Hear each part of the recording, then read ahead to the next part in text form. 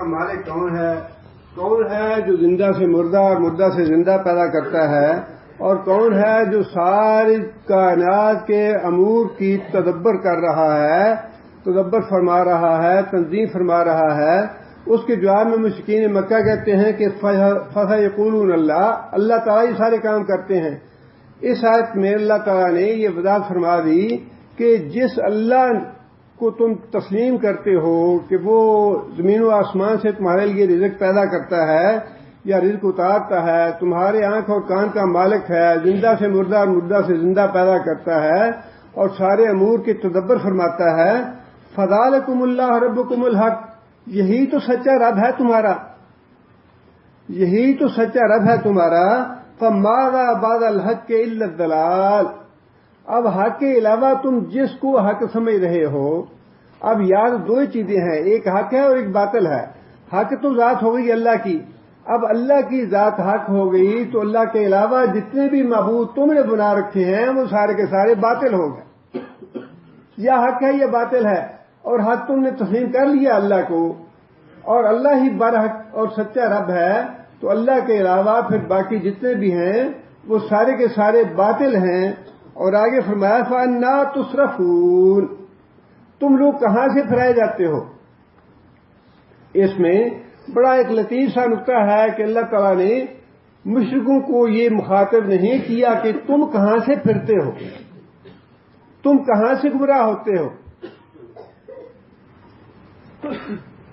بلکہ اللہ تعالیٰ نے بات یہ ارشاد فرمائی کہ تم سوچتے کیوں نہیں، تم کہاں سے پھرائے جاتے ہو۔ مطلب یہ ہے تمہیں گمراہ کرنے والا تو کوئی اور ہے، جو گمراہ کرنے والا ہے اللہ نے اس کو مخاطب نہیں فرمایا، بلکہ گمراہ ہونے والوں کو یہ مخاطب فرمایا اللہ تعالیٰ نے کہ بے وقوف ہو، تم اللہ کو اپنا الہ، اپنا خالق مانتے ہو، رازق مانتے ہو، آسمان کا زمین کا مالک مانتے ہو، یہ ساری چیزیں مانتے ہو، تو پھر اس کے بعد جب عبادت کا موقع آتا ہے، جب نظر نیاز کا موقع آتا ہے، چڑھاوے چڑھانے کا موقع آتا ہے، اللہ کو چھوڑ کے دوسروں کے نظر نیاز کیوں دیتے ہو، دوسروں کی عبادت کیوں کرتے ہو؟ جو تمہارا خالق اور مالک ہے عبادت بھی اسی کی ہونی چاہیے۔ فَأَنَّىٰ تُصْرَفُونَ، پھر تم کہاں سے یہ پھرائے جاتے ہو، تمہیں کہاں سے دھوکہ دیا جاتا ہے، تم کہاں سے گمراہ کیے جاتے ہو۔ مطلب یہ ہے کہ گمراہ کرنے والے جو ہیں وہ تو ہیں ہی۔ نبی صلی اللہ علیہ وسلم فرمایا کہ جہنم کے دروازوں پہ دائی کھڑے ہیں بلانے والے گمراہی کی طرف، جو بھی اس طرف جائے گا جہنم کے گڑھے میں جا کے گرے گا۔ بلانے والے گمراہی کی طرف تو موجود ہیں، ٹی وی پہ بھی گمراہی کی دعوت دینے والے موجود ہیں، واٹس ایپ پہ بھی موجود ہیں۔ اب تو اتنے گمراہی کے دعوے دار ہو گیا، اب دائی ہو گیا ہے بلانے والے کہ ان کا کوئی شمار نہیں رہا۔ لیکن اللہ تعالیٰ جو بات ہمیں کہنا چاہتے ہیں وہ یہ ہے کہ تمہاری عقل کہاں گئی؟ گمراہی کی طرف بلانے والے تو موجود ہیں، گمراہ کرنے والے تو رہیں گے، ہر زمانے میں رہیں گے، لیکن اللہ تعالیٰ ہمیں یہ پوچھتے ہیں جو گمراہ ہونے والے ہیں کہ تمہاری مت کہاں ماری گئی، تم نے عقل سے کام کیوں نہیں لیا؟ جعل لکم السمع والابصار والافئدہ، ہم نے دل اور دماغ تمہیں بھی دیے تھے، افلا تعقلون، کیا تم عقل سے کام نہیں لوگے؟ لو كنا نسمع ونعقل ما كنا في اصحاب السعیر، اگر ہم عقل سے کام لیتے، بات کو سنتے تو جہنم میں نہ جاتے۔ وہ عقل اللہ نے دی ہے آج ہمیں استعمال کرنے کے لیے، اللہ اسی کے بارے میں کھٹکھٹا رہے ہیں ہمیں اور اس بات کی تنبیہ فرما رہے ہیں۔ فَأَنَّىٰ تُصْرَفُونَ، گمراہ بلانے والے گمراہی کی طرف بلا رہے ہیں، لیکن تمہاری عقل کو کیا ہو گیا؟ تمہاری عقل کہاں چلی گئی؟ کیوں تم گمراہ ہوتے ہو؟ کیوں پھرائے جاتے ہو؟ کیوں لوگوں کی گمراہی کی دعوت پہ تم لبیک کہتے ہو؟ گمراہ لوگوں کے پیچھے کیوں چلتے ہو؟ تمہیں خود عقل سے کام لینا چاہیے۔ اللہ تعالیٰ نے ہر آدمی کو دل اور دماغ، آنکھ اور کان اسی لیے دیے ہیں، قیامت کے دن کسی انسان کا یہ بہانہ نہیں ہوگا یا اللہ مجھے فلاں نے کہا تھا نماز چھوڑ دو تو میں نے چھوڑ دی، فلاں نے کہا تھا کوئی بات نہیں اللہ معاف کر دے گا، کوئی ضرورت نہیں ہے ان کاموں کی، معاف ہو گئی نمازیں، معاف ہو گیا حج زکات، یہ فلاں نے کہا تھا تو میں نے چھوڑا، یہ بہانہ قیامت کے دن قبول نہیں ہوگا۔ اللہ پوچھیں گے کہ گمراہ کرنے والوں سے رکیا، تم گمراہ کیوں ہوئے؟ تمہیں بھی میں نے آنکھ اور کان دیے تھے، تمہیں بھی دل اور دماغ دیے تھے، تم نے ان سے کام کیوں نہیں لیا؟ فَأَنَّىٰ تُصْرَفُونَ، سوال تم سے ہے کہ تم کیوں پھرائے گئے؟ تم نے گمراہ لوگوں کی دعوت پہ لبیک کیوں کہی؟ تم نے خود اپنی عقل سے کام کیوں نہیں لیا؟ یہ ہے یہاں پہ فنا تصرفون کا معنی کہ گمراہ کرنے والے تو موجود رہیں گے، لیکن تم سے سوال یہ ہوگا کہ تم کیوں پھرائے گئے؟ تم نے کیوں ان کی دعوت پہ لبیک کہی؟ کذالک حقت کلمۃ ربک علی الذین فسقوا انہم لا یؤمنون۔ اللہ فرماتے ہیں کہ جو آدمی اپنی عقل پہ پٹی خود باندھ لے، اپنی آنکھوں کو خود بند کر لے، اپنے کانوں کو خود بہرا کر لے، اللہ فرماتے ہیں کہ ان پہ میرا جو عذاب کا فیصلہ ہے وہ چسپاں ہو جائے گا، ان پہ میرے عذاب کا فیصلہ لاگو ہو جائے گا، اس لیے کہ انہوں نے ان آنکھوں پہ پٹی خود باندھے رکھی، ان کانوں کو خود بہرے بنایا رکھا، اپنے دل اور دماغ کی کھڑکیاں خود بند کر لیں، اس لیے انہیں ان پہ اللہ کے عذاب کا فیصلہ لاگو ہو جائے گا۔ فرمایا کہ انہم لا یؤمنون، ان کے لیے ایمان کے دروازے ہم نے بند کر دیے جنہوں نے خود اپنی آنکھوں میں پٹی باندھ لی۔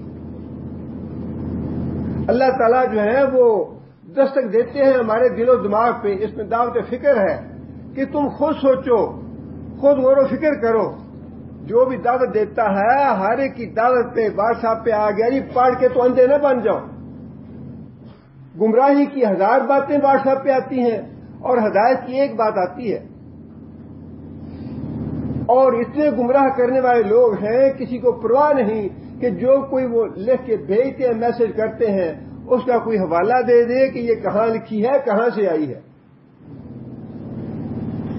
اور پھر وہی بات جو پچھلے درس میں نے بتائی تھی، آپ نے اگر وہ دیکھا ہے کہ جاوید غامدی نے موسیقی کو جائز قرار دیا اور اس نے حوالہ کیا دیا کہ قرآن مجید نے صرف 5 چیزوں کو اللہ نے حرام قرار دیا ہے، باقی کسی چیز کا قرآن میں ذکر نہیں، لہذا باقی ساری حلال ہے۔ اس بیوقوف سے یہ پوچھا جائے کہ قرآن کے علاوہ باقی دین نہیں ہے، حدیث دین نہیں ہے، لیکن مصیبت یہی ہے کہ وہ پکا منکر حدیث ہے، غامدی پکا منکر حدیث ہے، خود 100% گمراہ ہے، لوگوں کو گمراہ کر رہا ہے، اور لوگوں کو دھوکہ دینے کے لیے ان حدیثوں کا حوالہ دیتے ہیں یہ لوگ جو ان کے اپنے مطلب کی حدیث ہوتی ہے۔ کیا حدیثوں کی نبی صلی اللہ علیہ وسلم نے موسیقی اور گانے بجانے کی مذمت نہیں فرمائی؟ کیا گانے بجانے کی اور موسیقی کے عذاب کا ذکر نہیں ہے حدیثوں میں؟ لیکن وہ حدیثوں کو مانتے نہیں ہیں۔ جس قرآن نے صرف 5 چیزوں کو حرام کیا، باقی سب جائز ہے۔ اس سے بڑی ہلاکت اور بڑی تباہی اور بڑی گمراہی کیا ہوگی کہ ایک آدمی قرآن مجید کے علاوہ باقی کسی بات کو ماننے کے لیے تیار نہیں، کہ نبی صلی اللہ علیہ وسلم تو اپنے زمانے کے لیے آئے تھے، وہ تو ایک لیٹر پوسٹ تھے، اللہ نے قرآن ان کے ذریعے بھیجنا تھا، وہ بھیج دیا، بس اب قرآن کافی ہے ہمارے لیے۔ یہ سب دائی جتنے بھی ہیں سب گمراہی کے دائی ہیں، لیکن اللہ نے سوال ہم سے کرنا ہے کہ میں نے تمہیں عقل دی تھی، تمہیں دل اور دماغ دیے تھے، تمہاری مت کیسے ماری گئی، تم کیوں گمراہ ہوئے؟ اللہ نے فرمایا ہے کہ جو لوگ اس طرح اپنی آنکھوں کے پٹی باندھ لیں گے، جو میسج آ گیا اس کو پڑھ لیا، جو میسج آ گیا اس کو قبول کر لیا، جو میسج آ گیا اس کو آگے شیئر کر دیا۔ اللہ فرماتے ہیں کہ ایسے اہم کو اور ایسے بے وقوفوں کے دل و دماغ پہ ہم مہر لگا دیں گے اور میرا عذاب کا فیصلہ چسپاں ہو جائے گا، ان پہ عذاب کا فیصلہ لاگو ہو جائے گا۔ انہم لا یؤمنون، وہ فیصلہ کیا ہے؟ انہم لا یؤمنون، کہ وہ کبھی بھی ایمان نہیں لائیں گے۔ ایمان کا دروازہ بند کر دیا میں نے ایسے عام کو اور بے وقوفوں کے لیے۔ جتنی باتیں ہیں میں تو یہاں اپنے لیے بھی کہتا ہوں اور ہر آدمی کے لیے کہوں گا کہ جو کچھ آپ سنتے ہیں اپنے دل و دماغ سے سوچیے اس کو، خواہ میں کہتا ہوں یا کوئی اور کہتا ہے، جا کے 1 دفعہ نہیں 10 دفعہ اس قرآن کو پڑھیں جو یہاں آپ سنتے ہیں، ان مسائل پہ 1 دفعہ نہیں 10 بار جا کے غور کریں، اور جو بات میں کہوں اگر اب بات آپ کو دل کو نہ لگے، آپ کو اپیل نہ کرے، آپ کو کوئی کھٹکا محسوس ہو، آپ کے دل میں کوئی خلش پیدا ہو، مجھ سے آگے پوچھیں کہ یہ تم نے بات کہی تھی، یہ کیسے کہی تم نے؟ میں اپریشیٹ کرتا ہوں اس آدمی کو جس نے مجھے یہ رکا لکھا تھا کہ تم نے یہ بات کہہ دی کہ عورت جو ہے اس کو گھر میں کھانا پکانا اگر نہیں پکاتی تو گھر چلی جائے، یہ کیسے تم نے کہا؟ بڑی اچھی بات کہی، اس کے بعد میں نے اس کو بتایا کہ اللہ کے رسول کی بیٹی گھر میں کھانا پکاتی رہی، ساری زندگی پکاتی رہی، خادم مانگتی رہی، اللہ کے رسول کی بیٹی، نبی صلی اللہ علیہ وسلم نے خادم نہیں دیا کہ بیٹی خود کام کرو. اس سے بڑی دلیل اور کیا ہوگی؟ لیکن اچھی بات ہے کہ دلیل مانگو مجھ سے. یہ مت سمجھو کہ اقبال نے یہ بات کہی ہے یا اقبال نے درس دیا ہے، یہ مت کہو. اگر کوئی بات آپ کے دل کو کھٹکتی ہے تو پوچھو مجھ سے، اپنی عقل سے کام لو، اپنے دل اور دماغ سے سوچو ساری باتوں کو. اگر آپ کو اچھی لگتی ہیں، ٹھیک لگتی ہیں تو قبول کرو، ورنہ مجھ پہ قیامت کے دن یہ ذمہ داری نہ ڈالنا کہ اس نے ہمیں کہا تھا. میں تو انسان ہوں اور میں یہ چاہتا ہوں کہ اگر کوئی غلط بات میری زبان سے نکلے تو مجھے پتا چلے کہ میں نے یہ بات غلط کہی ہے، تاکہ میں اسے رجوع کر لوں. اس لیے اللہ فرماتے ہیں کہ جن لوگوں نے دنیا میں اپنی آنکھوں میں پٹی باندھے رکھی، اپنے کان بند کر لیے، اپنے دل اور دماغ سے سوچنا چھوڑ دیا، اللہ فرماتے ہیں کہ ایسے لوگوں پہ میرے عذاب کا فیصلہ لاگو ہو چکا ہے، اور عذاب یہ ہے ان کے لیے انہم لا یؤمنون، کہ یہ لوگ اب ایمان نہیں لائیں گے. ایمان کا دروازہ ان کے لیے بند کر دیا میں. کوئی دنیا میں حضرت صاحب نہیں ہے، کوئی پیر صاحب نہیں ہے، کوئی مرشد نہیں ہے، کچھ نہیں ہے. بس مرشد ہے تو قرآن ہے، مرشد ہیں تو اللہ کے رسول ہیں جن کی حدیث اور جن کی سنت کو پہ عمل کرنے کے پابند ہیں. قرآن حدیث کے علاوہ کوئی مرشد نہیں ہے. بس مرشد ہیں تو صرف یہی ہے، دوسری ہے.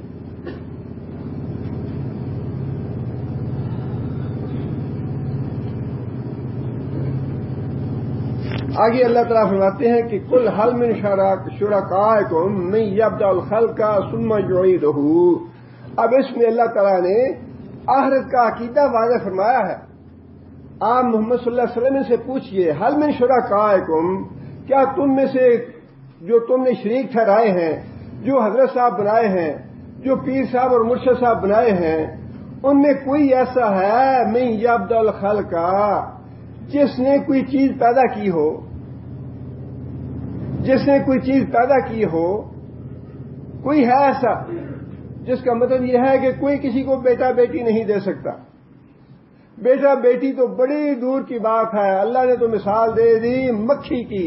مکھی ان سے کوئی چیز چھین کے لے جائے تو واپس نہیں لے سکتے اس سے.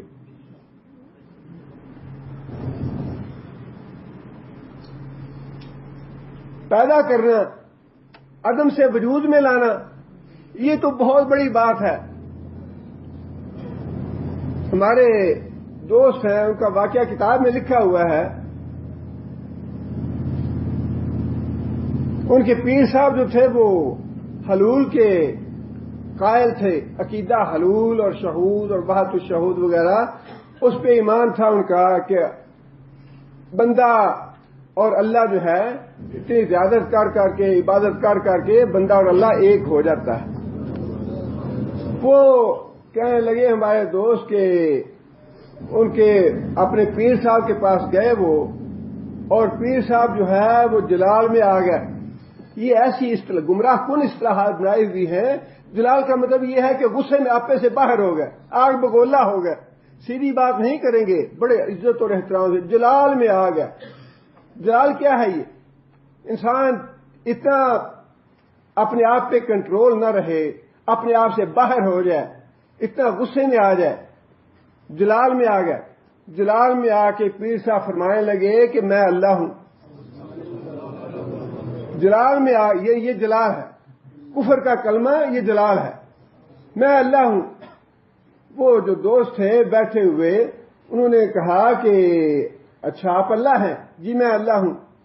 انہوں نے نیچے زمین سے ایک تنکا لیا، تنکوں کو توڑ دیا، 2 ٹکڑے کر دیے، اور اللہ صاحب سے کہنے لگے کہ اچھا جی اللہ صاحب آپ ان 2 تنکوں کو جوڑ دیجیے. 2 تنکے ٹوٹے ہوئے، پہلے سے موجود ہے ایک چیز، اس کو عدم سے وجود میں نہیں لانا، بلکہ پہلے سے ایک چیز موجود ہے. انہوں نے کہا کہ حضرت صاحب آپ اس کو، اگر آپ اللہ ہیں تو ان 2 تنکوں کو جوڑ دیجئے. وہ اللہ صاحب ان 2 تنکوں کو لے کے ایسی بیوقوف اور احمق دنیا بھی اور یہ پیر اور جو مرید بنے ہوئے ہیں، ایسی احمق قوم ہے یہ کہ عقل لینے کے لیے تیار نہیں، وہ بیوقوف اور احمق آدمی جو اپنے آپ کو اللہ کہہ رہا تھا، لیکن دو تنکوں کو آپس میں ایسے جوڑنا شروع کر دیا کہ شاید جوڑ جائیں۔ ہے کوئی دھوکے کی حد اور فریب کی حد؟ جب وہ دو تنکے جڑے نہیں تو سارا جلال جو ہے وہ غائب ہو گیا، سارا غصہ ہوا ہو گیا۔ اور جب وہ تنکے جڑے نہیں تو پھر بالکل نارمل ہو گیا حضرت صاحب کہ اب تو میں خدا نہیں رہا۔ اللہ تعالیٰ نے تو بہت بڑا چیلنج دیا ہے کہ میں نے تو مخلوق کو پیدا کیا ہے، تم بتاؤ کہ تم نے کیا پیدا کیا ہے۔ ام خلقوا من غیر شیء ام هم الخالقون، اللہ پوچھتے ہیں بار بار۔ یہ قرآن جب تک نہ پڑھیں عقیدہ توحید سیدھا نہیں ہوتا۔ جیسے قرآن سے عقیدہ توحید سیدھا نہیں کیا اس کا عقیدہ صحیح نہیں ہے۔ ام خلقوا من غیر شیء، اللہ پوچھتے ہیں کہ کیا یہ جو عبد القادر جیلانی ہے، علی حجویری ہے، یہ کسی کے پیدا کیے بغیر خود پیدا ہو گئے تھے؟ ام هم الخالقون، یا یہ خود اپنے خالق ہیں یا کسی دوسرے کو پیدا کیا انہوں نے؟ یہ سارے قصے کہانیاں جو ہے نا ہم بالکل نہیں مانتے کہ پیر صاحب سے کہا جی دعا کیجیے میری بیوی جو ہے وہ حاملہ ہے، اللہ بیٹا دے دے، بیٹی ہو گئی۔ مرید صاحب جو ہے وہ بیٹی کو لے کے تو عبد القادر جیلانی صاحب کے پاس گیا، جی آپ نے تو فرمایا تھا بیٹا ہوگا، یہ تو بیٹی ہو گئی۔ حضرت صاحب نے فرمایا جاؤ گھر لے جاؤ اسے، جا کے گھر میں دیکھنا کیا ہے۔ مرید صاحب بیٹی کو گھر میں لے کے گئے، گھر میں جا کے دیکھا تو بیٹا تھا۔ یہ یکڑ اور بکواس اور جھوٹ جو ہے نہیں مانتے ہم صرف قرآن کو مانتے ہیں۔ ام خلقوا من غیر شیء ام هم الخالقون، مجھے بتاؤ کہ کیا یہ کسی کے پیدا کیے بغیر پیدا ہو گیا؟ اپنے آپ پیدا ہوئے علی حجویری، عبد القادر جیلانی اپنے آپ پیدا ہوئے، باپ کے نسخے سے پیدا نہیں ہوئے، معین الدین چشتی اپنے آپ پیدا ہو گئے، یا انہوں نے کسی دوسرے کو پیدا کیا ہے؟ اگر کسی دوسرے کو پیدا کیا ہے تو بتاؤ مجھے، عبد القادر جیلانی نے کس کو پیدا کیا؟ علی حجویری کو کس نے پیدا کیا؟ اور کتنی مثالیں اللہ تعالیٰ نے احمق لوگوں کو دکھانے کے لیے رکھی ہیں۔ کتنے پیر ایسے ہیں جن کی اپنی اولاد نہیں ہے،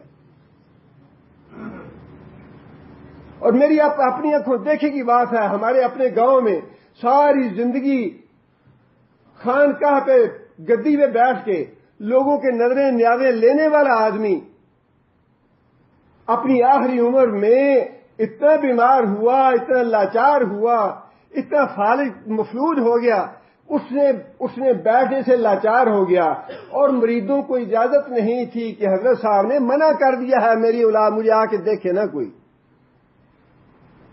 یہ تو ہمارے اپنے گاؤں کا واقعہ ہے۔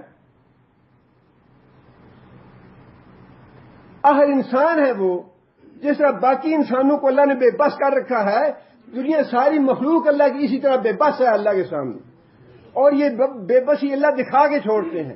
ساری عمر لوگوں کو صحت دینے والا، ساری عمر لوگوں کی نظریں نیازیں وصول کرنے والا، ساری عمر لوگوں کو بیٹے دینے والا، وہ آج چارپائی پہ اس طرح مفلوج ہو کے بیٹھا ہے کہ اٹھنے کی ہمت نہیں ہے، اور اس ذلت اور رسوائی کو دیکھنے کے لیے لوگوں کو منع کر دیا کہ اس کو مت دیکھنے کی اجازت نہیں ہے۔ حضرت صاحب نے منع فرمایا ہوا ہے۔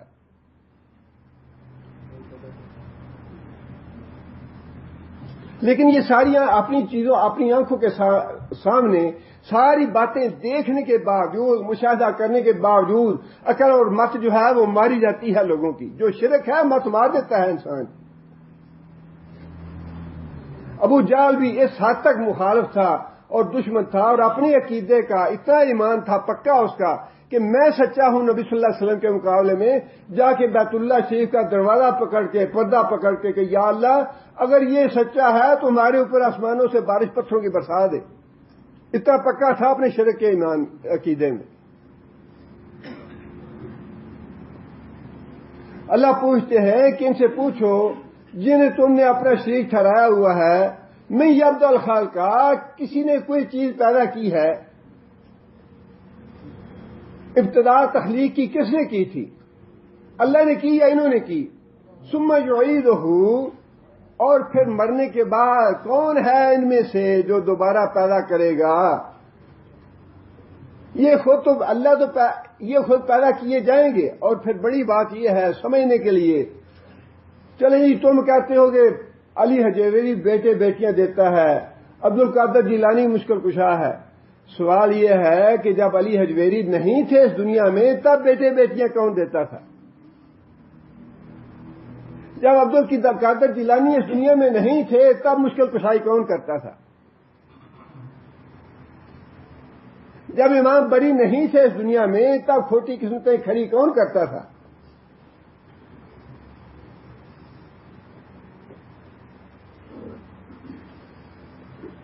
کل حل من شرکائکم من یبدأ الخلق ثم یعیدہ.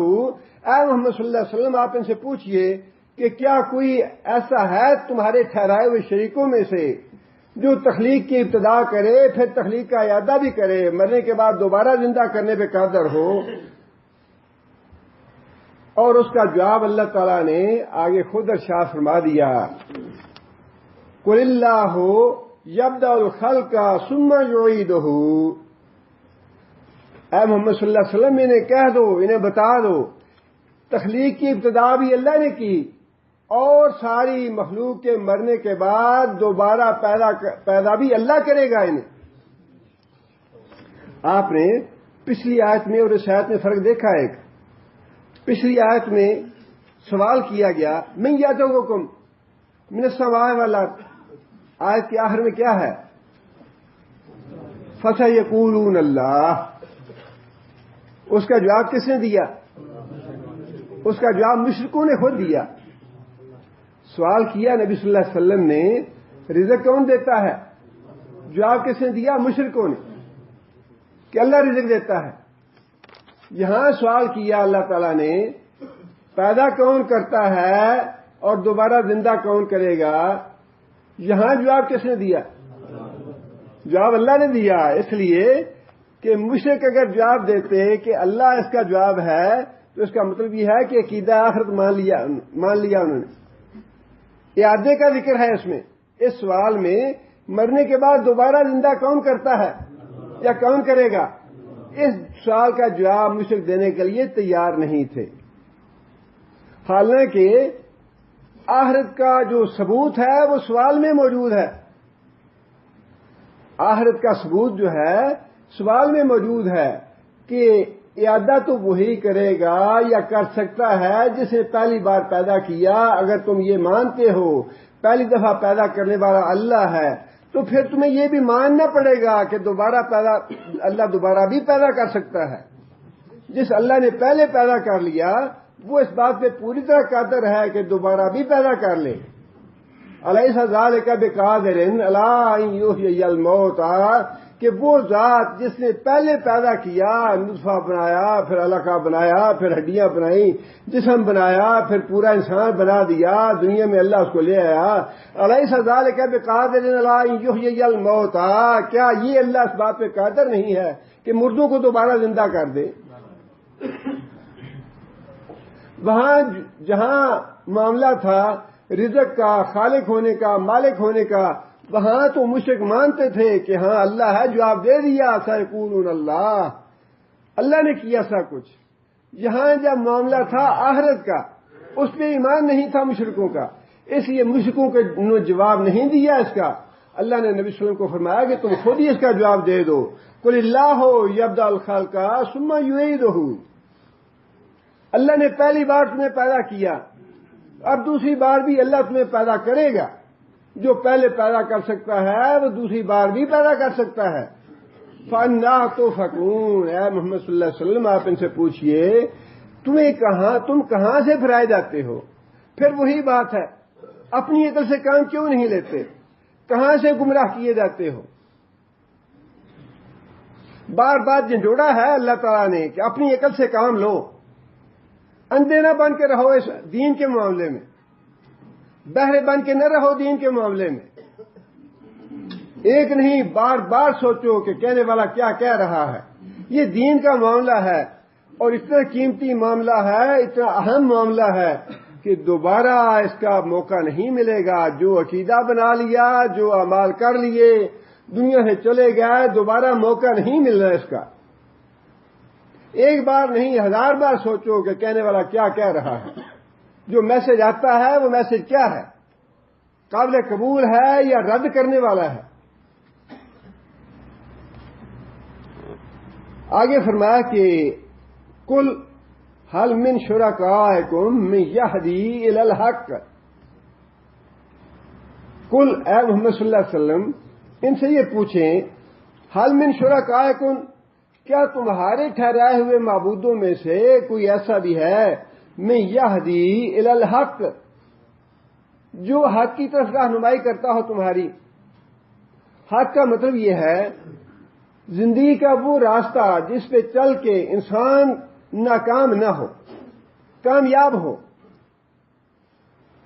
اسے یہ رہنمائی بھی ملے کہ میں نے حقوق العباد کیسے ادا کرنے ہیں، کس کس کے مجھ پہ حق ہیں، ماں باپ کے کیا حقوق ہیں مجھ پہ، اولاد کے، بیوی بچوں کے کیا حقوق ہیں، دوستوں کے، اعزاء و اقارب کے کیا حقوق ہیں، ہمسائے کے کیا حقوق ہیں۔ تجارتی زندگی میں مجھے پتہ چلے کہ تجارت کے اصول کیا ہیں، مجھے تجارت کس طرح کرنی چاہیے، حلال حرام سے کس طرح بچنا چاہیے مجھے۔ اگر کوئی حکمران ہے، کوئی سیاست کر رہا ہے، اسے سیاست کے اصولوں کا پتہ چلنا چاہیے، اس کی رہنمائی ہونی چاہیے۔ اللہ فرماتے ہیں یہ جو قبروں میں پڑے ہوئے ہیں، جن کے نام کی نظر نیازیں دیتے ہو، جن کے چڑھاوے چڑھاتے ہو، کبھی انہوں نے تمہیں یہ بتایا ہو کہ تمہارے اوپر کس کس کے حقوق ہیں؟ تم فلاں کا حق ادا نہیں کر رہے، تم فلاں کے ساتھ ظلم اور زیادتی کر رہے ہو، تم کرپشن کر رہے ہو، تم حرام کھا رہے ہو، تم مال غصب کر رہے ہو، کبھی تمہاری رہنمائی کی اس نے؟ یہ بھی تو بتانا چاہیے نا، جس کو ہم اللہ کا شریک ٹھہراتے ہیں، جس کے نام کی نظر نیاز دیتے ہیں، جس کے نام کے چڑھاوے چڑھاتے ہیں۔ دو ہی چیزیں ہیں زندگی میں، ایک تو یہ ہے کہ انسان کو ایسی کوئی ذات ہونی چاہیے جو مصائب میں، مشکلات میں، پریشانیوں میں اس کے کام آئے، اس کی پریشانیاں، اس کے دکھ درد، اس کی مصیبتیں دور کرے، ایسا کوئی ہونا چاہیے۔ اور پھر اس کے ساتھ ساتھ وہ ذات ایسی بھی ہونی چاہیے جو ساتھ ساتھ رہنمائی بھی کرے زندگی کے معاملات میں کہ تمہیں زندگی یوں بسر کرنی چاہیے، جن کے بارے میں تم یہ کہتے ہو کہ ہم ان کے نام کی نظر نیاز سے یہ چڑھاتے ہیں کہ یہ ہمارے مشکل کشا ہے، یہ ہمارے حاجت روا ہیں، یہ ہماری مصیبتیں اور مشکلیں دور کرتے ہیں۔ اللہ تعالیٰ نے دوسرا سوال کیا ہے، دوسرا سوال یہ ہے کہ اچھا یہ بتاؤ کہ یہ جو قبروں میں پڑے ہیں، جنہیں تم اپنا حاجت روا اور مشکل کشا سمجھتے ہو، کبھی زندگی کے معاملات میں انہوں نے تمہاری رہنمائی کی؟ حضرت علی رضی اللہ تعالیٰ عنہ قبر میں پڑے ہیں، سید الاولیاء ہیں۔ حضرت حسن کو، حسین کو عراق سے لوگوں نے خط لکھ لکھ کے بلایا کہ آپ آئیں، آپ آئیں۔ حضرت حسین نے ذہن بنا لیا کہ میں جانا چاہتا ہوں، میں جاؤں گا عراق میں۔ لوگوں نے روکا، صحابہ نے روکا، حضرت عبداللہ بن عمر نے روک لیا، حضرت عبداللہ بن مسعود نے روک لیا کہ میرے بھائی وہاں نہ جاؤ، کیوں اپنے آپ کو مصیبت میں ڈالتے ہو؟ لوگوں نے جو زندہ تھے رہنمائی کی، انہوں نے زندوں نے مشورہ دیا، لیکن جو سید الاولیاء تھے، حضرت علی تھے، انہوں نے کیوں رہنمائی نہ کی اپنے بیٹے کی کہ بیٹا وہاں نہ جانا، مصیبت آ جائے گی تم پہ۔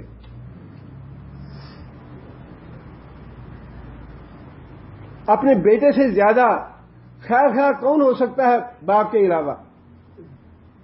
یہی سوال اللہ تعالیٰ پوچھ رہے ہیں قرآن مجید میں، جن کو تم اپنا حاجت روا اور مشکل کشا سمجھتے ہو۔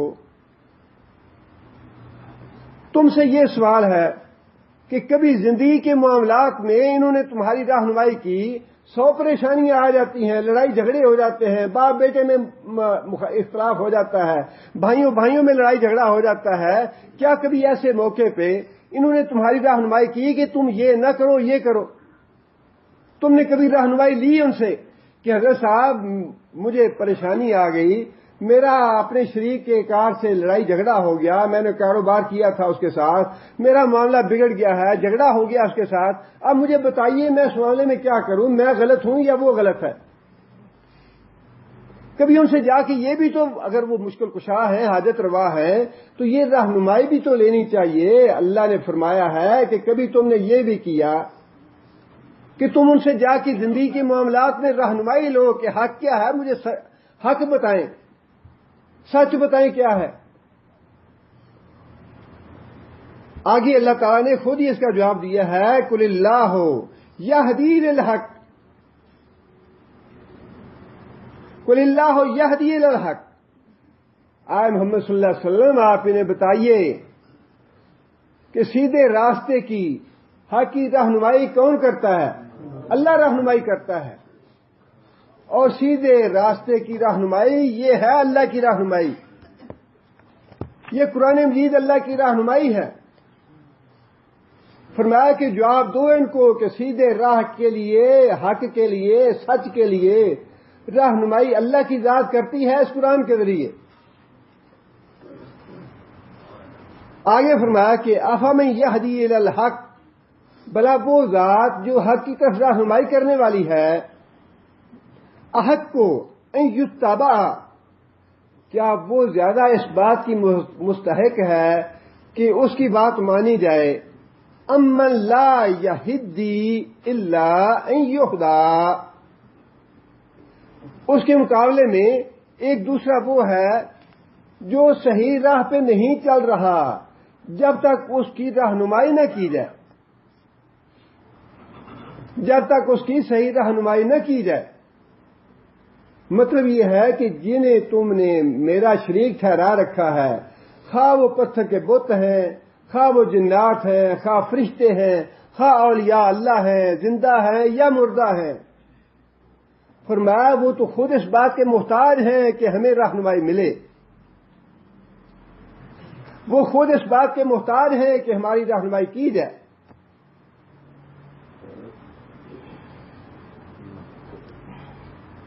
فرمایا کہ ایک وہ ذات ہے جو سب کی رہنمائی کرتی ہے، اللہ کی ذات، ایک وہ ذات ہے جو سب کی رہنمائی کرنے والی ہے۔ اس کے مقابلے میں تم نے کچھ لوگوں کو اپنے رہنما بنا لیا۔ اللہ پوچھتے ہیں کہ وہ تو خود محتاج ہے رہنمائی کے، وہ تمہیں کیا راستہ بتائیں گے؟ اللہ کی ذات اچھی یا میرے شریکوں کی ذات اچھی؟ جو رہنمائی دینے والا ہے، جو راستہ بنانے والا ہے، بتانے والا ہے، جو حق اور سچ میں کا راستہ بتاتا ہے، وہی ذات جو ہے وہ سچی ہے، اسی کی بات ماننی چاہیے، اسی کی اتباع اور پیروی کرنی چاہیے۔ اللہم اجعل فی قلبی نورن، فی سمعی نورن، فی بصری نورن۔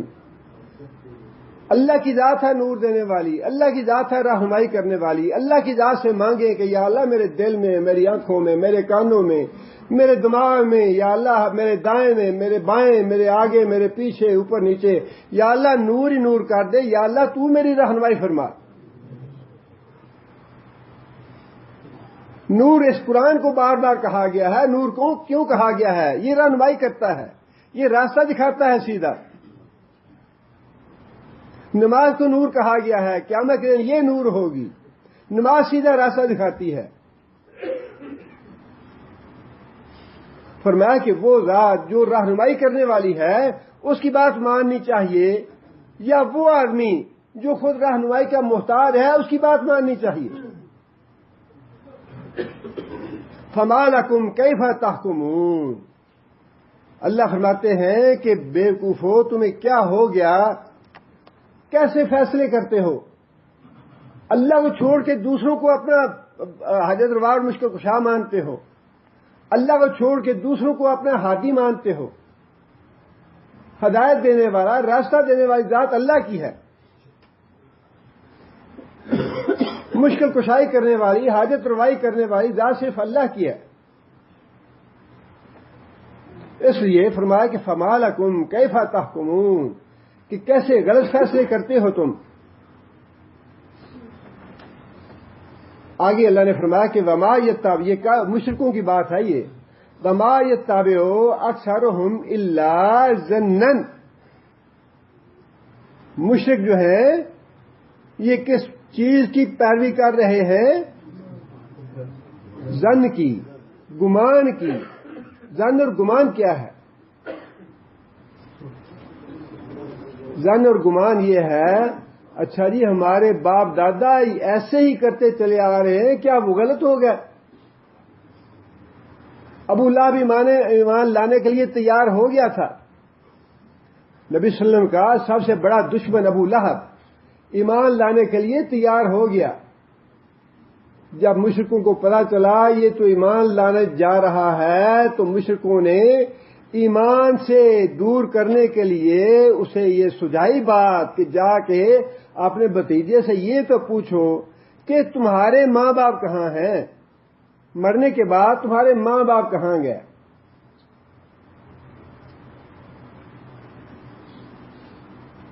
ابو لہب نے جا کے سوال کیا نبی صلی اللہ علیہ وسلم سے کہ ہمارے آباء و اجداد جو کچھ کرتے رہے وہ کہاں گئے؟ فرمایا وہ جہنم میں گئے. کہنے لگا کہ اچھا وہ ہمارے باپ دادا جو ہیں وہ جہنم میں گئے، تم ان کی اتنی گستاخی کرتے ہو. جو باپ دادا نے کیا وہ ٹھیک تھا، وہی ہم کریں گے جو باپ دادا نے کیا. ایمان لانے سے پھر گیا وہ. یہ ہے ظن اور گمان. ایک طرف ہے واحد کا علم، قرآن کا علم، رسول کا علم. یہ ہے یقینی علم. اور یقینی علم کے مقابلے میں اللہ تعالیٰ جتنے بھی اس طرح کے دلائل ہیں ان سب کو اللہ تعالیٰ ظن اور گمان کہتے ہیں. غیر یقینی علم ہے یہ. اچھا جی پاکستان کی تو اکثریت کرتی ہے ایسے، تو کیا سارے بیوقوف ہیں؟ وہ ساری دنیا شرک کرنی شروع کر دے، ساری دنیا ٹہریوں پہ سجدہ کرنے لگے تو اس سے شرک جائز نہیں ہو جائے گا. اگر اکثریت جو ہے وہ شرک کرتی ہے، اکثریت بدعت کرتی ہے، اس کا مطلب یہ کبھی نہیں ہے کہ شرک اور بدعت جائز ہو گیا. یہ جو ہے دلیل گمان ہے، یہ دلیل یقینی نہیں ہے کہ جی سارا پاکستان ایسے ہی کرتا ہے، پاکستان میں تو ہم ایسے ہی کرتے رہے ہیں. یہ کوئی دلیل نہیں ہے. نہ ماں باپ کی دلیل ہے، نہ رسم و رواج کی دلیل ہے، نہ لوگوں کی اکثریت کی دلیل ہے. یہ سارے کے سارے وہم و گمان ہیں، یہ ظن ہے. اور اس کے مقابلے میں علم وحی ہے جو یقینی علم ہے. علم وحی یہ ہے جو کچھ قرآن نے ہمیں بتا دیا کہ اللہ کے سوا کوئی حاجت روا نہیں، اللہ کے سوا کوئی مشکل کشا نہیں، اللہ کے سوا کوئی ہادی اور رہنما نہیں. یہ ہے پکی بات، یہ ہے علم وحی کی بات.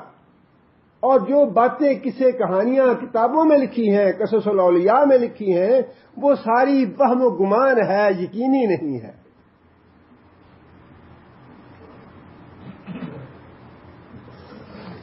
ان الظن لا یغنی من الحق شیئا. اللہ فرماتے ہیں کہ یہ جو تمہارے وہم و گمان کی دلیلیں ہیں، حق کی دلیلوں کے مقابلے میں یہ کسی کام نہیں آئیں گی. قیامت کے دن یہ جتنی تم دلیلیں دیتے ہو کہ ہمارے ماں باپ، ہمارا رسم و رواج، لوگوں کی اکثریت، فرمایا یہ سارے دلائل جو ہیں ہوا بن کے اڑ جائیں گے. دلیل ہے قرآن و سنت کی. قرآن سنت میں دلیل موجود ہے تو وہ شریعت ہے، وہ اسلام ہے، وہ جائز ہے، وہ حلال ہے. اور اگر قرآن سنت میں دلیل نہیں ہے تو وہ حرام ہے، ممنوع ہے، ناجائز ہے، وہ باطل ہے، شریعت نہیں ہے. آخر انسان اپنے آپ کو اس مصیبت میں اور ان بحثوں میں الجھانے کی ضرورت ہی کیا ہے؟ اچھا جی کل شریف میں قرآن ہی پڑھتے ہیں نا، سوئے میں قرآن ہی پڑھتے ہیں نا. اس بحث میں الجھانے کی اور اس مصیبت میں پڑنے کی ضرورت ہی کیا ہے جب اللہ اور اللہ کے رسول نے رہنمائی فرما دی کہ تمہارے جو فوت شدہ لوگ ہیں ان کو تم فائدہ پہنچانا چاہتے ہو تو اس کا طریقہ یہ ہے، اس کے لیے استغفار کرو، دعا مانگو، اس کے لیے صدقہ جاریہ کوئی کام کر دو. طریقے اللہ نے بتا دیے. اس کے بعد اپنے بنائے ہوئے طریقے اور بیتوں میں پڑھنے کی ضرورت ہی کیا ہے؟ شیطان نے تو دھوکہ دینا ہے. اچھا جی قرآن ہی ہے نا، اس میں کیا حرج والی بات ہے؟ قرآن ہی ہے نا، حرج والی کیا بات ہے؟ ذکر ہی ہے نا، اللہ ہی کرنا ہے نا، اس میں حرج والی بات ہی کیا ہے؟ جو طریقہ اللہ کے رسول نے نہیں بتایا وہ طریقہ جو ہے وہ شریعت نہیں مانتی اس کو۔ اللہ کے رسول کس لیے آئے تھے؟ اللہ کا پیغام بھی پہنچانا اور اس پیغام پہ عمل کر کے دکھانا لوگوں کو کہ اس پہ یوں عمل کرنا ہے۔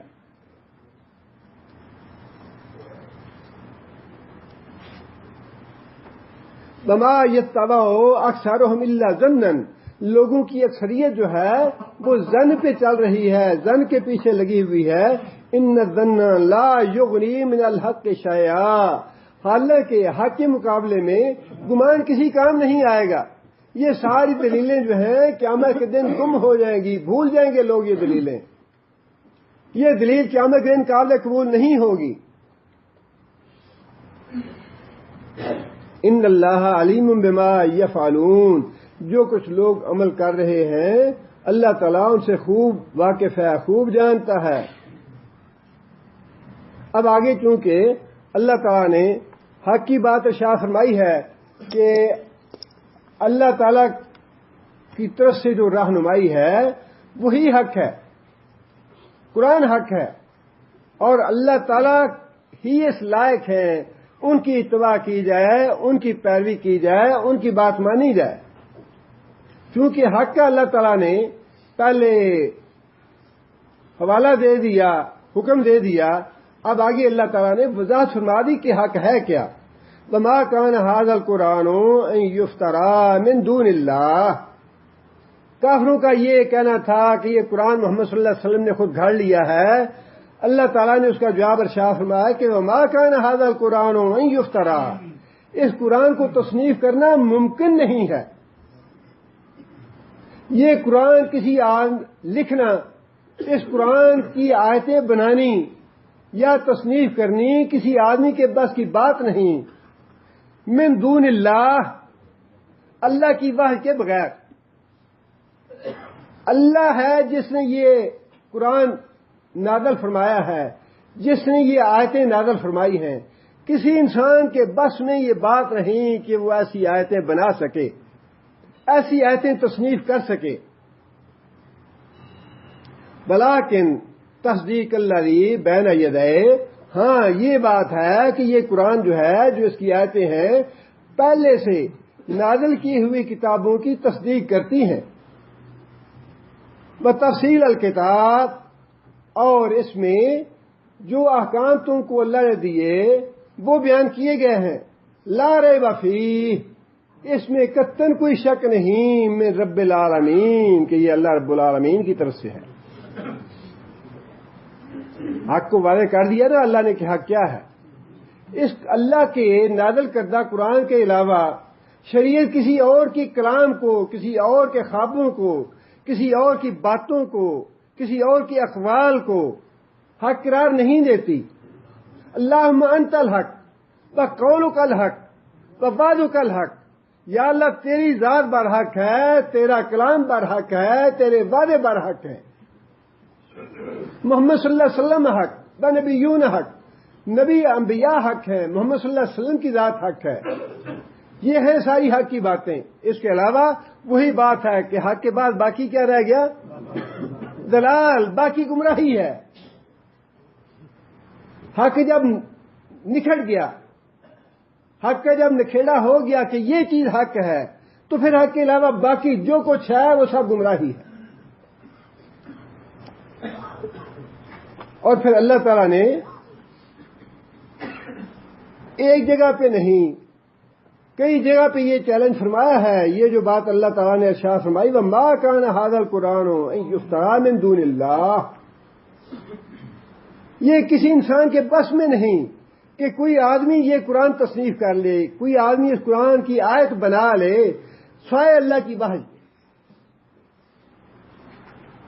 اللہ تعالیٰ نے سورہ بنی اسرائیل میں یہی بات یوں ارشاد فرمائی، لَإِنْ اجْتَمَعَتِ الْإِنسُ وَالْجِنُّ، اگر ساری دنیا کے انسان، ساری دنیا کے جنات اکٹھے ہو جائیں، اَن یَأْتُوا بِمِثْلِ هَذَا الْقُرْآنِ لَا یَأْتُونَ بِمِثْلِهِ،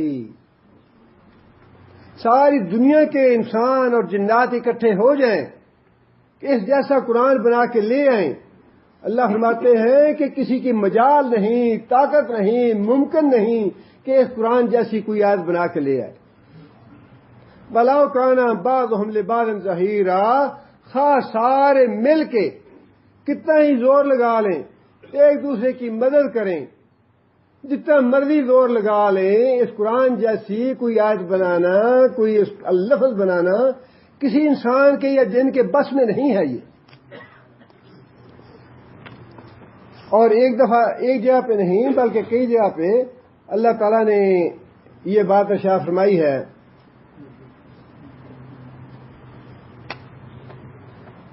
سورہ ہود میں بھی اللہ تعالیٰ نے یہ بات ارشاد فرمائی، ام یقولون افترا، کیا یہ لوگ کہتے ہیں کہ محمد صلی اللہ علیہ وسلم نے یہ قرآن خود بنا لیا، خود تصنیف کر لیا. قل، اے محمد صلی اللہ علیہ وسلم آپ انہیں کہو، فاتوا بعشر سور مثلہ، 10 آیتیں ہی بنا لو،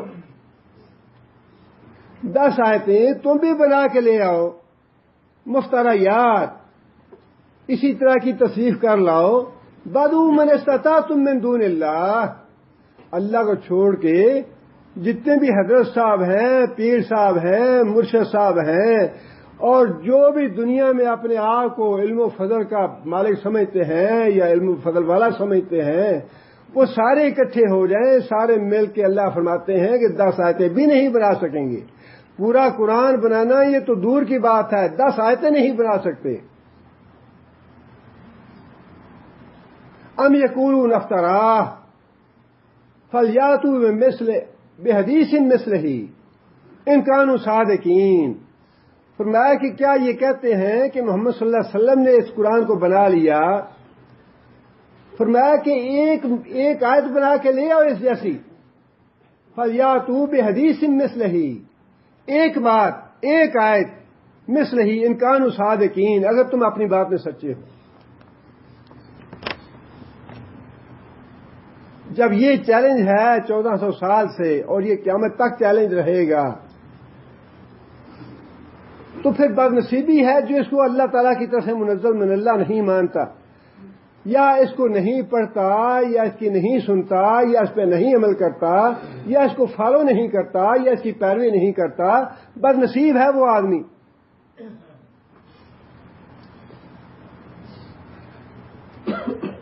اور فرمایا کہ لا ریب فی، اس کے منزل من اللہ ہونے میں کوئی شک نہیں، اور پھر جو اس میں تعلیمات دی گئی ہیں ان میں کوئی شک نہیں، جو عقیدہ یہ دیتا ہے اس میں کوئی شک نہیں، جو ماضی کے واقعات، دوسری قوموں کے واقعات یہ بتاتا ہے ان میں کوئی شک نہیں، اور پھر جو قیامت کی پیشگوئیاں کی گئی ہیں قرآن مجید میں ان میں کوئی شک نہیں. جو کچھ لکھا ہے سارے کا سارا منزل من اللہ ہے اور اس میں کسی طرح کا کوئی شک نہیں ہے. آگے اللہ نے وہی بات ارشاد فرمائی یہاں بھی، ام یقولون افترا، کیا تم یہ کہتے ہو کہ محمد صلی اللہ علیہ وسلم نے اس کو گھڑ لیا. قل فاتوا بسورۃ مثلہ، وہاں 10 یہاں پہ اللہ تعالیٰ نے وہاں 10 آیتیں ہیں، پھر ایک آیت کا ذکر ہے، یہاں سورہ کا ذکر ہے. قل فاتوا بسورۃ مثلہ، کوئی ایک سورت تم بھی بنا لاؤ ایسی. وادعوا من استطعتم من دون اللہ ان کنتم صادقین، اور جس کو تم چاہتے ہو اپنی مدد کے لیے بلا لو ایک سورت بنانے کے لیے. اس کا مطلب یہ نہیں ہے کہ کوئی کوشش نہیں کرے گا. کسی احمق اور بیوقوف آدمی نے پورے 10 پارے بنا لیے، قرآن مجید کی آیتوں کو توڑ موڑ کے آگے پیچھے کر کے ادھر کا ادھر کر دیا، ادھر کا ادھر کر کے 10 آیتیں 10 بنائے. لیکن سوال یہ ہے کہ وہ ہے کہاں پہ؟ بڑا زور شور سے آیا تھا وہ قرآن. اور ایک سورہ ولایت جو ہے وہ سبائیوں نے بھی بنائی ہوئی ہے. سورہ الولایت، حضرت علی جو ہیں وہ ولی ہیں، ان کی ولایت جو ہے وہ وسیع ہے نبی صلی اللہ علیہ وسلم کے، اور سورہ الولایت جو ہے اس نام پہ بنائی ہوئی ہے. لیکن سوال یہ ہے کہ یہ قرآن جو ہے یہ تو پوری دنیا کے کونے کونے میں موجود ہے، جہاں بھی آپ جائیں گے آپ کو قرآن مل جائے گا. جو قرآن کافروں نے بنایا اس چیلنج کو ختم کرنے کے لیے، وہ قرآن ہے کہاں؟ ابھی تو 10 سال نہیں ہوئے اس قرآن کو، ابھی سے ناپید ہو گیا. وہ قرآن جو ہے یہ تو ابھی 8-10 سال پہلے کی بات ہے، اور اس وقت انہوں نے کہا تھا یہ 10 پارے اور آئیں گے، اس کے بعد 10 پارے اور لکھیں گے. وہ 10 پارے ہی ناپید ہو گئے 10 سالوں میں. اور یہ قرآن تو وہ ہے کہ 1400 سال سے کوئی اس کو ختم کرنا تو بڑی دور کی بات ہے.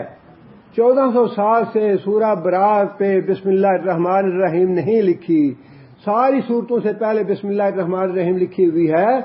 آج تک نہ کوئی مسلمان نہ کوئی غیر مسلم اس بسم اللہ کو وہاں لکھ سکا ہے، نہ قیامت تک لکھ سکے گا. نہیں لکھ سکتے. بسم اللہ تو قرآن کی آیت ہی ہے نا، اور باقی ساری آیتوں سے پہلے لکھی ہوئی ہے. عقل تو یہی کہتی ہے کہ اگر اس پہ بھی لکھ دیا جائے تو حرج کی بات کیا ہے؟ کوئی حرج کی بات نہیں. لیکن اللہ نے فرمایا کہ اس کی حفاظت میں نے کرنی. کوئی اس میں بسم اللہ کا اضافہ بھی نہیں کر سکتا. بسم اللہ تو بڑی دور کی بات ہے.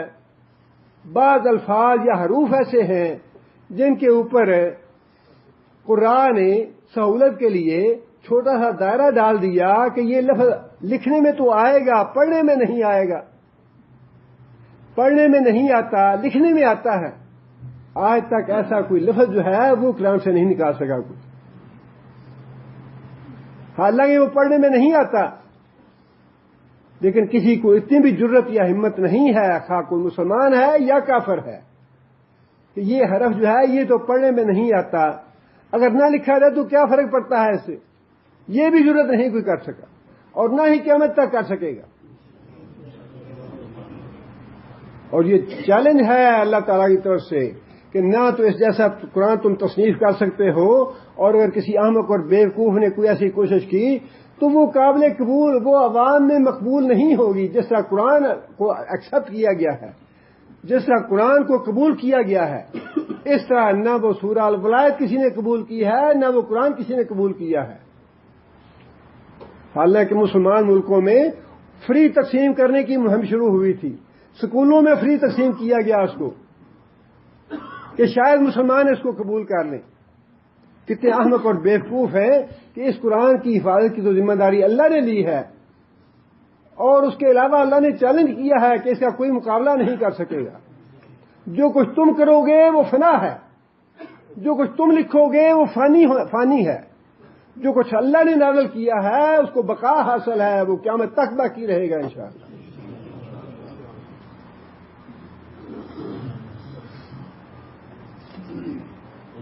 آگے پھر اللہ تعالیٰ نے اسی مضمون سے متعلق آیتیں ارشاد فرمائی ہیں. جس چیز کا خلاصہ اس آج کے سبق کا یہ ہے کہ جو کچھ ہم سنتے ہیں فَأَنَّىٰ تُصْرَفُونَ، یہ بڑا زور ہے اس بات میں. دین کے معاملے میں اپنے دل کی تسلی کرو پوری طرح کہ یہ قرآن حدیث کا ہے حکم یا نہیں ہے، قرآن حدیث سے ثابت ہے یا نہیں ہے. اگر آپ کا دل مطمئن نہیں ہے تو ایک دفعہ نہیں 1000 بار اس کی تحقیق کریں، اس کو پتہ کریں کہ یہ مسئلہ کیسا ہے، اللہ نے فرمایا ہے یا اللہ کے رسول نے فرمایا ہے. جب تک یہ تسلی نہیں ہوتی کسی کے کہنے پہ مت اپنا وقت اور اپنی زندگی ضائع کریں. دنیا بھی برباد ہوگی، آخرت بھی برباد ہوگی. وقت نکالیں دین کے لیے، قرآن سیکھنے کے لیے، قرآن سمجھنے کے لیے، حدیث پڑھنے کے لیے، پڑھانے کے لیے وقت نکالیں. یہی زندگی ہے. اور اس سے بڑی آپ یہ مت سمجھیں کہ اگر ہم اتنا وقت دے دیں گے تو ہمارا بعد لوگوں کیا کہا جائے، وہ سمجھتے ہیں جی اس سے اتنا وقت نہیں ہے، بڑی مصروفیت ہے، یہ کام ہے وہ کام ہے. ایک بات یاد رکھیں، ہے تو ساری باتیں وہی ہیں کہ انسان کو جب تک رہنمائی نہ ملے اللہ کے رسول کی طرف سے انسان بھٹکا رہتا ہے. نبی صلی اللہ علیہ وسلم فرماتے ہیں، اللہ فرماتا ہے اے میرے بندے میری عبادت کے لیے اپنے آپ کو فارغ کر لو. اگر میری عبادت کے لیے اپنے آپ کو فارغ نہیں کرو گے تو میں دنیا کے کاموں میں ایسا پھنسا دوں گا کہ تمہیں فرصت نہیں ملے گی میری طرف آنے کی. اللہ فرماتا ہے. جو لوگ دین کے لیے وقت نکالتے ہیں واللہ آپ ان سے جا کے پوچھیں کہ تمہارا کون سا کام باقی رہ گیا. اللہ اتنے کام کرتا ہے، اللہ ایسے وہ کام کرتا ہے، کام ہوتے ہیں ان کے بھی، بال بچے ہوتے ہیں، گھر بار ہوتا ہے، یہ نہیں ہوتا نہیں ہے. لیکن اللہ اتنی برکت دیتا ہے وقت میں، اللہ اتنی کاموں میں برکت دے دیتا ہے. اللہ تعالیٰ اس کے معاملات میں اتنی برکت دے دیتا ہے کہ دین کے لیے وقت بھی نکلتا ہے اور دنیا کے کام بھی چلتے ہیں.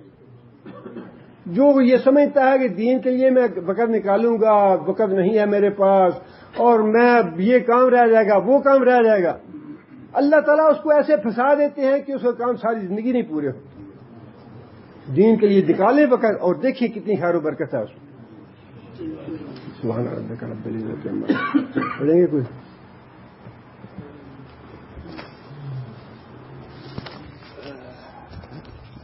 میرے خیال میں یہ تو اعلان